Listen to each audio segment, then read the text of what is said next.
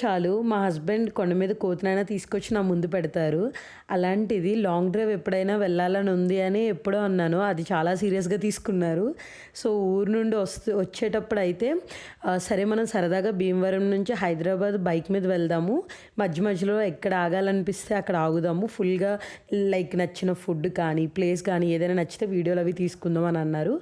Okay సరే అని చెప్పి ఓకే చెప్పేసారు వెంటనే. ఈ లొకేషన్ ఎప్పుడైనా మా ఫ్రెండ్స్‌తో కార్లు అవి వెళ్ళేటప్పుడు చూసేదాన్ని. అబ్బా! ఎంత బాగుందా అనుకునేదాన్ని తప్ప ఎప్పుడు ఆగి, దిగి వీడియోలు తీసుకునే అంత టైం అయితే దొరకలేదు. ఈ లొకేషన్ మీలో ఎవరికైనా తెలిస్తే కమెంట్ బాక్స్‌లో కమెంట్ చేయండి. ఎందుకు నాకు ఇది అంత ఇష్టమా అంటే మొత్తం చెరువులో సింగిల్‌గా ఉంటాయి అవి చెట్ల కింద. ఒక్క ఆకు కూడా ఉండదు. బట్ చెట్ల నిండా కూడా పక్షులు అయితే చాలా ఎక్కువగా ఉంటాయి. ఒక చెట్టుకొచ్చి ఎలా లేదన్నా ఒక 20, 30 పక్షుల దాకా ఉంటాయి.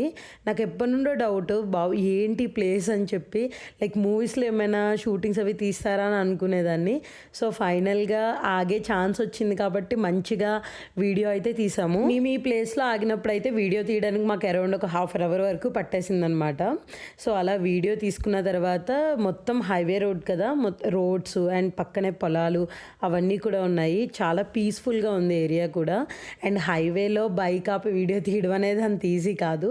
సో పక్కన ఒక షాప్లా ఉంటే అది క్లోజే ఉంది. బట్ అక్కడ ఆగి స్లోగా అన్నీ సెట్ చేసుకుని తీసామన్నమాట. అండ్ టైమింగ్ కూడా బాగుంది. అరౌండ్ ఒక 4 అలా అవుతుంది. ఆ టైంలో అయితే కొంచెం ఎండ కూడా ఎక్కువ లేదు కాబట్టి బాగా అనిపించింది. అండ్ మేము బయలుదేరిన రోజైతే మాత్రం ఎండ కొంచెం ఎక్కువగానే ఉంది. అండ్ ఇంక ఇంట్లో వాళ్ళు అయితే కొంచెం కంగారు పడుతూనే ఉన్నారు, ఎలా వెళ్తారు వీళ్ళు ఏంటి అని.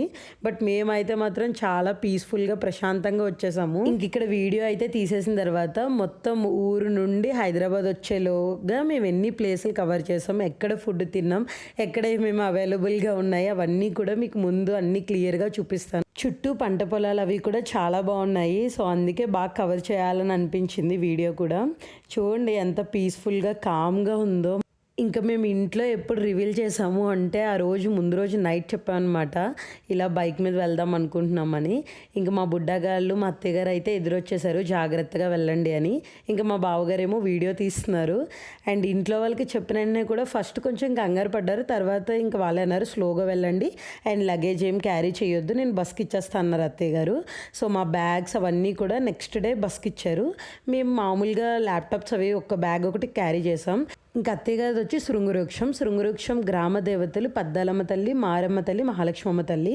ఫస్ట్ గుడికి అయితే వెళ్దాము. గుడికి వెళ్ళిన తర్వాత మనస్ఫూర్తిగా దండం పెట్టుకుని అప్పుడు స్టార్ట్ అవుదాం అనుకున్నాం. మేము స్టార్ట్ అయ్యే టైం వచ్చేసి 9కి స్టార్ట్ అయ్యాం. అప్పుడే గుడి అవి కూడా ఓపెన్ చేస్తున్నారు. ప్రశాంతంగా గుడి దగ్గర ఆగి మంచిగా పూజ అయ్యి చేసుకుని దండం పెట్టుకుని అప్పుడు స్టార్ట్ అయ్యామన్నమాట. ఎక్కడికైనా మేము లాంగ్ వెళ్తున్నప్పుడు కూడా ఫస్ట్ గుడికి వెళ్ళిన తర్వాతే ఏదైనా ప్లేస్కి వెళ్ళడం అలవాటు మాకు. అలానే అమ్మవారి గుడికి వెళ్ళి ప్రశాంతంగా దండం పెట్టుకుని కొంచెం సేపు కూర్చున్నప్పుడు స్టార్ట్ అయ్యాం. ఇంకా వెల్కమ్ టు భీమవరం ఆ బోర్డు చూసాం. నెక్స్ట్ థ్యాంక్ యూ దగ్గర ఆగామన్నమాట. ఇంకా శృంగవృక్షంలోనే ఫుల్ ట్యాంక్ చేంజ్ చేసాం. ఫుల్ ట్యాంక్ అరౌండ్ ఒక 1300 పెట్టి ఫుల్ ట్యాంక్ చేయించిన తర్వాత ఇంక స్టార్ట్ అయ్యాం. ఇంకా అప్పటికే టైం వచ్చి గుడి దగ్గర అవన్నీ కంప్లీట్ చేసుకుని మేము భీమవరం వచ్చేటప్పటికి 9:30 అయింది. సో అక్కడ రోడ్ అంతా కూడా చాలా పీస్ఫుల్గానే ఉంది. అండ్ ఇంకొకటి ఏంటి అంటే మేము బయలుదేరిన రోజు ఎండ కూడా కొంచెం ఎక్కువగానే ఉంది. అండ్ ఫస్ట్ బోర్డు అయితే చూసుకున్నాం ఎంత దూరం ఏంటి ఎక్కడ ఆగాలి అని. ప్రజెంట్ అయితే ఎక్కడ ఎక్కువ దూరం ఆగకుండా 100 కిలోమీటర్స్ దగ్గర అలా ఆగుదామని డిసైడ్ అయ్యాం. ఆఫీస్లో కూడా పర్మిషన్ తీసేసుకున్నాము, లైక్ మీటింగ్స్ అయ్యి అటెండ్ అయ్యేలాగా, వర్క్ కొంచెం మేనేజ్ చేసేలాగా. అండ్ ఇంకా మేము వచ్చిన రోడ్ ఏంటి అంటే హైవే నేమ్ వచ్చేసి Kakinada to Pondicherry coastal highway అంటాం దీన్ని. రోడ్ చాలా బాగుండడం వల్ల మాకు పెద్దగా ఇబ్బంది ఏమీ అనిపించలేదు. ఇంకా ఈ హైవేని వచ్చేసి Kakinada to Pondicherry coastal highway అంటాము. నేషనల్ హైవే 216 అనమాట. సో ఎంత పీస్ఫుల్గా ఉంది అంటే ట్రాఫిక్ ఎక్కువ లేకపోవడం వల్ల అండ్ ఏ గతుకులు అవి లేకపోవడం వల్ల కూడా మాకు జర్నీ అనేది అసలు తెలియలేదు. విజయవాడ వరకు కూడా, మచిలీపట్నం విజయవాడ కూడా చాలా పీస్ఫుల్గా వెళ్ళిపోయాము. ఇలా హైవే పక్కన చిన్న చిన్న పల్లెటూర్లు అలా అవన్నీ కవర్ చేసుకుంటూ భలే అనిపించింది జర్నీ అంతా కూడా పీస్ఫుల్గా. మనం అనుకున్నట్టే అన్నీ జరగవు కదా. ఈలోగా టీమ్స్ నుండి ఒక మెసేజ్ అయితే వచ్చింది మీటింగ్ అటెండ్ అవ్వాలని. సరే అయితే ఒక పని చేద్దాం, ఎక్కడైనా టీ టైం అలా షాప్స్ ఉంటే అక్కడ ఆగిపోదాము, ఆగిపోయి ఇంకా టీ తాగుతూ మీటింగ్ అయ్యి అటెండ్ అవుదాం అని చెప్పి డిసైడ్ అయ్యాము. ఇలా మేము అలా ప్లేస్ చూస్తుంటుంటే మాకు చాలా పీస్ఫుల్ ప్లేస్ దొరికింది. పీస్ఫుల్ అని ఎందుకన్నా అంటే టీ టైం ఉంది, అది పొలాల్లో ఉంది, చాలా ప్రశాంతంగా అనిపించింది. ఇంకా బైకింగ్ వెంటనే పార్క్ చేసేసి నేను వెంటనే అల్లం టీ చెప్పుకున్నాను. అల్లం టీ పెట్టుకుని మీటింగ్ అయితే అటెండ్ అవుతున్నాను. మా హస్బెండ్కి కూడా మీటింగ్ అప్పుడు ఉందని చెప్పి ఇంకా కొంచెం వర్క్ ఉంది, నేను కంప్లీట్ చేసేసుకుంటా ఈలోగా. ఎలా లేదన్నా మీటింగ్ అయ్యేటప్పటికి హాఫ్ అన్ అవర్ పట్టేస్తుంది కదా అన్నారు. నేను టీ పిచ్చిదాన్ని అయితే, మా హస్బెండ్ అయితే గ్రీన్ టీ తాగుతున్నారు. అలా అని ఫుల్గా హెల్త్ కాన్షియస్ అని కాదు, తను టీలు అవి తాగరు కాబట్టి ఇంకా only one option lemon tea, అది తాగుతున్నారనమాట. నేను ఈలోగానేమో సరే ఇంకా టీ అయి తాగేసిన తర్వాత ఇంకా ఫోటోలు పిచ్చ కదా, కొన్ని ఫోటోలు అవి కూడా దిగిపోయాను అక్కడ. ఇంక దిగిన తర్వాత మళ్ళీ వెంటనే స్టార్ట్ అయ్యాం. సరే ఇంకా విజయవాడలో ఆగుదాము మధ్యలో ఎక్కడ ఆగకుండా అని. సో ఇంకా అలా స్లోగా వెళ్తుంటుంటే మంచిగా పంట పొలాలు, ప్రశాంతంగా అనిపించింది రోడ్డు అంతా. అండ్ మేము వెంటనే సంక్రాంతి అయిన వెంటనే స్టార్ట్ అయితే మేబీ ట్రాఫిక్ ఎక్కువ ఉండొచ్చు, బట్ మేము స్టార్ట్ అయింది వీక్ డేలో కాబట్టి, దట్టు మండే కాబట్టి మొత్తం రోడ్లన్నీ కూడా చాలా ఖాళీగానే ఉన్నాయి. ఇంత ప్రశాంతంగా వెళ్తున్నప్పుడు విజయవాడ వరకు ఆగకూడదు అనుకున్నాను, కానీ మధ్యలోనే నాకు జాంకాయలు అవి కనిపించినాయి. ఇంక ఫుడ్ కనబడితే నేను ఆబ్వియస్లీ ఆగిపోతాను. జాంకాయలు చాలా ఫ్రెష్గా అనిపించి అక్కడే ఒకటి కోయించుకుని తినేసాను అనమాట. ఇంకొన్ని ఏమో కవర్లో ప్యాక్ చేయించుకున్నాను దారిలో తినొచ్చని. అండ్ బుర్రగుజ్జు తినాలని అనిపించింది, ఇంకా అక్కడే మళ్ళీ అవి కూడా తీసుకున్నాను. కవర్ వచ్చి 50 రూపీస్ అనమాట, బాగా అనిపించింది. ఇంకా వెంటనే ఒక కవర్ తీసుకున్నాను. మళ్ళీ మధ్యలో మేకలు కనిపించింది, మళ్ళీ అక్కడ బైక్ ఆపేయమన్నాను. మేకలు అవి ఉన్నాయి, బాగున్నాయి, ఫొటోస్ అవి దిగుతాను అని. సో అక్కడ మళ్ళీ బైక్ ఆపించి ఫొటోస్ అవి దిగాను అనమాట. ఇలా నేను బైక్ ఎన్నిసార్లు ఆపమన్నా సరే బైక్ చాలా ఓపికగా ఆపుతారు. అందుకే అడిగాను నన్ను ముందు రోజే, లాంగ్ డ్రైవ్ వస్తావా అనగానే వెంటనే బండెక్కేసాను. అసలు ఏమీ ఆలోచించకుండా, అంత ఇష్టం నాకు లాంగ్ డ్రైవ్స్ అయ్యి తిరగాలి అన్నా, ఎక్కడికైనా ప్లేసెస్కి ఎక్కువ వెళ్ళాలి అన్నా సరే. ఇంకా ఫైనల్గా విజయవాడ అయితే రీచ్ అయ్యాము. ఇంకా విజయవాడ రీచ్ అయిన వెంటనే మా హస్బెండ్ ఒకటి చెప్పారు, ఏంటి అంటే మేము భీమవరం నుండి బిర్యానీ తినడానికి విజయవాడ వచ్చేవాళ్ళము అని. అదేంటి అంత దూరం నుంచి ఎలా వచ్చేవారు అంటే, నీకు ఒక రెస్టారెంట్కి తీసుకెళ్తా, స్వీట్ మ్యాజిక్ రెస్టారెంట్ అని ఉంటుంది, అక్కడ ఉలవచారు బిర్యానీ తింటే నీకు చాలా బాగుంటుంది, టేస్ట్ వచ్చి చాలా ఇష్టంగా తింటావు. అండ్ యాంబియన్స్ అవి కూడా చాలా బాగుంటాయి, మెలోడీ సాంగ్స్, పాత ఓల్డ్ సాంగ్స్ అవితో, సావిత్రి ఎన్టీఆర్ గారి ఫోటోలతో చాలా బాగుంటుంది అన్నారు. సరే అని చెప్పి ఇంకా ఉలవచారు బిర్యానీ అయితే ఆర్డర్ చేశారు, తిన్నాను. నిజంగానే చాలా బాగుంది, మీడియం స్పైసీతో, టెక్స్చర్ అది కూడా చాలా బాగుంది. అండ్ నేను అదే షాక్ అయ్యాను, విజయవాడ నుంచి అసలు భీమవరం నుండి విజయవాడ తినడానికి ఎలా వస్తారు మీరు అని. మేము ముందులో కాలేజీ డేస్లో ఉన్నప్పుడు అయ్యి అలాగే వచ్చేవాళ్ళం అన్నారు. అండ్ విజయవాడ సిటీలోకి ఎంటర్ అవగానే అంబేద్కర్ విగ్రహం ఉంది, చాలా పెద్దగా ఉంది.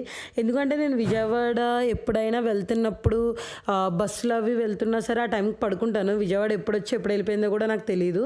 అలాంటిది బైక్ మీద వస్తుంటే స్లోగా అన్నీ చూసుకుంటూ వస్తుంటే భలే అనిపించింది. అసలు మనకి విజయవాడ అంటే మెయిన్గా గుర్తొచ్చేది దుర్గమ్మ తల్లి గుడి, కృష్ణానది, ఎంత బాగుంటాయో రెండు కూడా. అమ్మవారి గుడి దగ్గర అయితే ఎప్పుడో చాలా ఇయర్స్ అయిపోయింది వచ్చి, ఈసారి ఖచ్చితంగా ప్లాన్ చేయాలి. అండ్ ఇంకా అమ్మవారి గట్టిగా దండం పెట్టేసుకుని ఇంకా ప్రశాంతంగా అయితే మేము ముందుకు వెళ్తున్నాము. ఇంకా ఇక్కడ నుండి సూర్యాపేటకి 135 కిలోమీటర్స్ ఉంది. ఇప్పుడు ఆల్రెడీ మనం కోస్టల్ హైవే రోడ్ దాటేసాం కదా. ఇంకా విజయవాడ నుండి హైదరాబాద్ వెళ్ళడానికి ఉన్న హైవే ఏంటి అంటే నేషనల్ హైవే 65 అనమాట. ఇది అరౌండ్ ఈ రోడ్డు మొత్తం కలిపి 247 కిలోమీటర్స్ ఉంటుంది.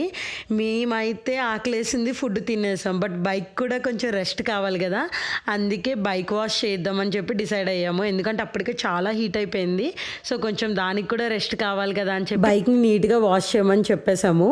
ఇంక దాన్ని అలా క్లీన్ చేస్తూ ఉంటే నేను వీడియో తీస్తున్నాను, ఫుల్గా ఏదో మంచు పట్టేసి ఉంది, ఇక్కడైతే భలే అనిపించింది నాకు, అందుకే వీడియో తీసుకున్నాను.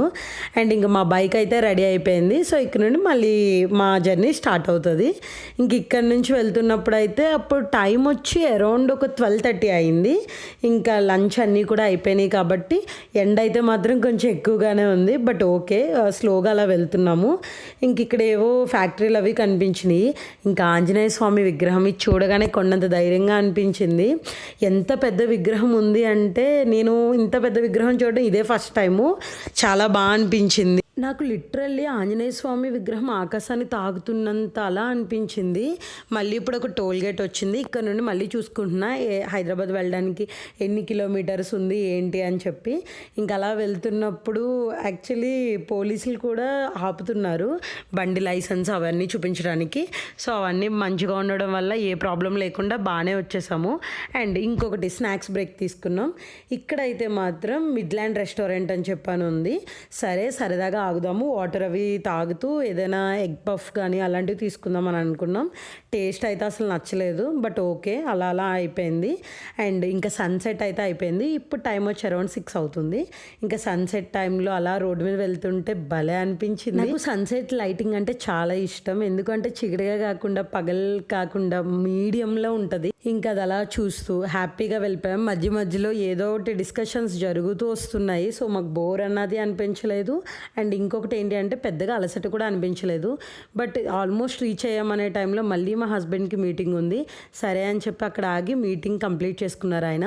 ఈలోగా రామోజీ ఫిలిం సిటీ వచ్చేసింది. రామోజీ ఫిలిం సిటీ వచ్చిన తర్వాత కొంచెం మనసు కుదుట పడింది. ఓకే హైదరాబాద్ వచ్చేసాం అనమాట అని.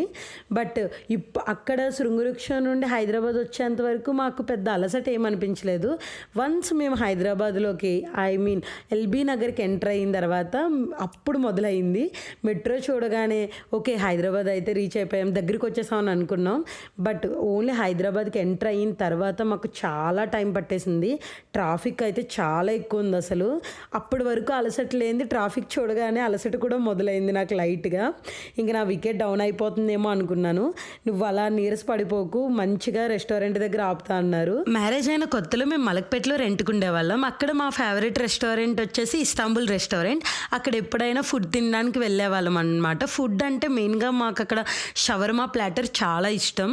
సో అదైతే మా హస్బెండ్ ఆర్డర్ ఇచ్చేసి తింటున్నారు. నన్ను తినమని అడుగుతున్నారు, బట్ నాకు ఎందుకు అప్పటికే చాలా హెవీగా ఉంది. అండ్ మెయిన్గా ఏంటి అంటే ఊరు నుండి హైదరాబాద్ వచ్చేంత వరకు నాకు అలసట అనేది అనిపించలేదు. బట్ సిటీలోకి ఎంటర్ అయిన తర్వాత ట్రాఫిక్ చూసి కొంచెం హెడేక్ వచ్చేసింది. బట్ ఫైనల్గా ఇంటికైతే రీచ్ అయ్యాం. బట్ లాంగ్ డ్రైవ్ అంటే ఎలా ఉంటుంది ఏంటి అని అనుకున్నాను. లైక్ ఫస్ట్ టైం నడుము నొప్పి వస్తుంది అది ఇది అని భయపడ్డాం. బట్ ఏమీ లేకుండా చాలా పీస్ఫుల్గా వచ్చాం. బట్ మేము ఇంటికి వచ్చిన తర్వాత మా ఇంట్లో మా అత్తయ్య గారైనా మా అమ్మాళ్ళైనా అప్పుడే పడుకున్నారు. పాపం అప్పటి వరకు మేము ఎలా వెళ్తామా అని చెప్పి అందరూ ఫోన్ల మీద ఫోన్లు 2 అవర్స్కి ఒకసారి. సో మా జర్నీ అయితే చాలా హ్యాపీగా అయిపోయింది. ఈ వీడియో మీకు నచ్చినట్లయితే please like, share and subscribe.